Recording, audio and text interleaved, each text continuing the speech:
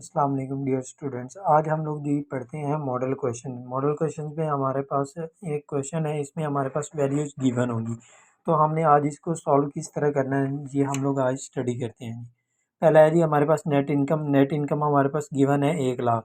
तो नेक्स्ट है जी हमारे पास टोटल है इन्वेस्टमेंट जो है जी हमारे पास 7 लाख है।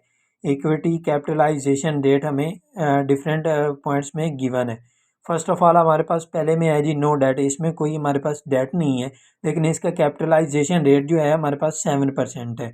नेक्स्ट में है जी यूज़ ऑफ 2 लाख डिबेंचर्स, यानी डेट है हमारे पास 2 लाख के, और 8% हमारी यह कैपिटलाइजेशन रेट है जी। सी में है जी हमारे पास 4 लाख डिबेंचर्स हैं, 9% हमारा कैपिटलाइजेशन रेट है। Assume that the 2 lakh debentures at 6% rate of interest, यानी कि 2 लाख डिबेंचर जो हैं वो 6% रेट ऑफ इंटरेस्ट के साथ where is the 4 lakh debentures at 6% rate of interest, where's 4 lakh debentures at 7% rate of interest. यानी कि जो हमारे पास पहला 2 लाख है ये इसको हम लोग करेंगे 6 पे, फिर जो एंड पे हमारे पास 4 लाख है इसको हम लोग करेंगे 7 पे करेंगे। चलें जी हम लोग इस क्वेश्चन को अब सॉल्व करते हैं। इसमें हमारे पास पहली है जी, पहले में हमारे पास डेट नहीं था, इसमें इक्विटी थी हमारी 7 लाख की।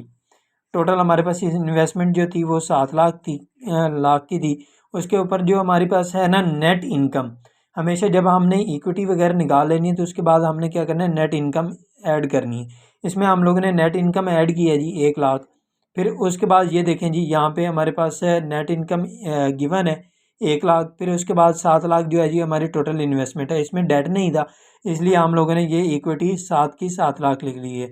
इसके बाद हम लोगों ने कैपिटलाइजेशन रेट निकालना है, और कैपिटलाइजेशन का रेट हमेशा आपने नेट इनकम को मल्टीप्लाई करना है 100 से, और डिवाइडेड बाय जो कैपिटलाइजेशन रेट होगा उसके ऊपर हमने डिवाइड कर देना है। तो इसको हमने डिवाइड करने के बाद ही हमारे पास ये वाली रकम रिसीव हुई है 1428571.4। अब ये वाली जो रकम है जी इसको हम लोगों ने यहाँ पे, ये हमारे पास मार्केट वैल्यू ऑफ फर्म आ गई, ठीक है जी। ये वाली रकम है, जब हमने कैपिटलाइजेशन रेट निकाला है तो मार्केट वैल्यू ऑफ फर्म हमारे पास आ चुकी है। अब इसमें हम लोगों ने क्या करना है जी, इसमें फ़र्स्ट ऑफ ऑल हमारे पास जो नेट इनकम है वो हमारे पास कितनी थी, ये देखें जी 1 लाख थी। 1 लाख को हमने यहाँ पे पुट कर देना है, फिर उसके बाद मार्केट वैल्यू ऑफ फर्म हमने यहाँ पे लिखना है। तो इससे हमारे पास ओवरऑल कैपिटलाइजेशन रेट हमने निकालना है, तो इसको मल्टीप्लाई बाय हम लोग 100 से कर देंगे। जब इसको मल्टीप्लाई बाय 100 से किया तो हमारे पास 7.0% ओवरऑल कैपिटलाइजेशन रेट आ गया। तो अब ये हमने देखा था जी जिसमें डेट हमारा इंक्लूड नहीं है। अब हम लोग नेक्स्ट में देखते हैं जिसमें ना हमें डेट इंक्लूड है, तो वो वाला हम लोग सॉल्व करते हैं जी।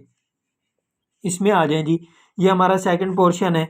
इस सेकंड पोर्शन में हमें ऊपर दिया गया है जी, डेट है हमारे पास 2 लाख है, इसका 8% है रेट ऑफ इंटरेस्ट जो है, ठीक है जी। अब ऊपर इक्विटी हमारी कितनी है जी 5 लाख, क्योंकि हमारी टोटल इन्वेस्टमेंट 7 लाख हो, तो अगर हमारे पास डेट हमारे पास 2 लाख है तो उसमें 5 लाख हमारा इक्विटी में चला जाएगी, यानी 5 लाख के हमने शेयर्स इशू करने हैं।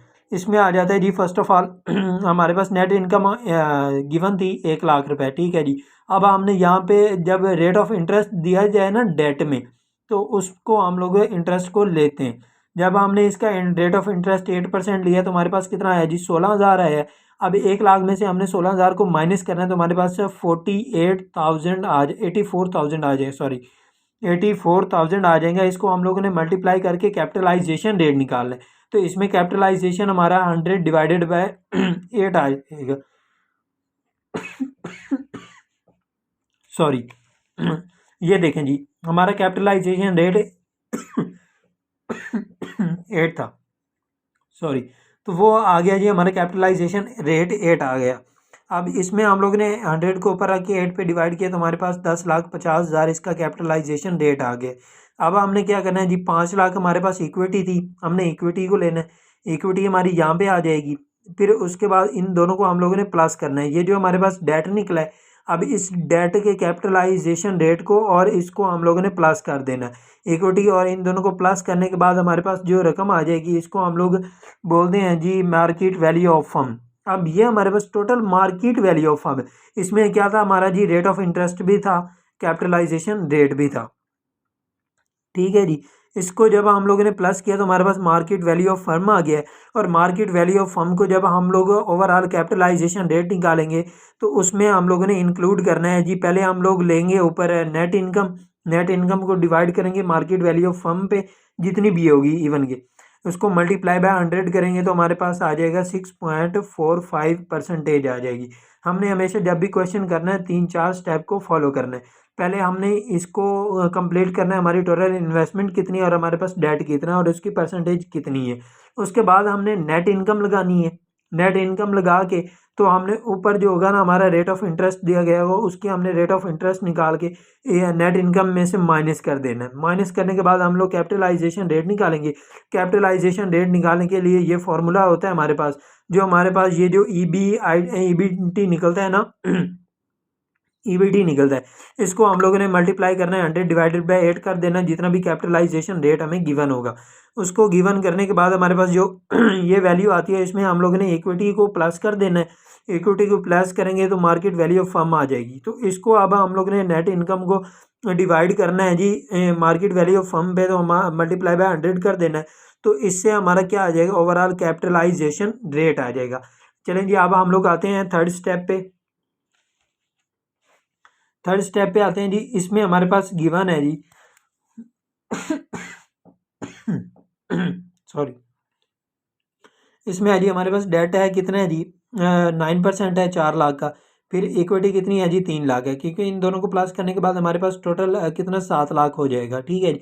अब इसमें नेट इनकम आ जाती है हमारी जी 1 लाख है, 1 लाख है। अब 40 लाख का हमने 9% लिया है, 9% लेने के बाद 36,000 हमारे पास गिवन है। अब इसका जो है हमने क्या करना है, इसमें से इसको माइनस करना है, 46,000 आ जाएगा। अब इसका हमने कैपिटलाइजेशन रेट निकाला तो ये हमारे पास रकम गिवन आई है 7,11,111.1। ठीक है जी। अब उसके बाद हमारे पास कितना है जी 3 लाख है। 3 लाख को हम लोगों ने क्या किया है, ये इक्विटी लिया। अब इन दोनों को हम लोगों ने प्लस किया तो 10,11,111 हमारे पास आंसर आया है। ठीक है जी। अब इसमें हमने क्या करना है, नेट इनकम को लेना है, डिवाइड हमने किसके ऊपर करना है, ये ईबीटी पे। ईबीटी पे डिवाइड करेंगे, मल्टीप्लाई बाय 100 कर देंगे तो हमारे पास क्या आ जाएगा, ओवरऑल कैपिटलाइजेशन रेट आ जाएगा। इसमें भी हमने सेम एज इट इज़ वही इम्प्रूव किए हैं। इसमें क्या हुआ है जी, हमने ये रेट ऑफ इंटरेस्ट जो है इसको हम लोगों ने अलग से ना इंक्लूड किया है। ठीक है जी। ये हमारा ओवरऑल क्वेश्चन सॉल्व हो गया। जज़ाकल्लाह।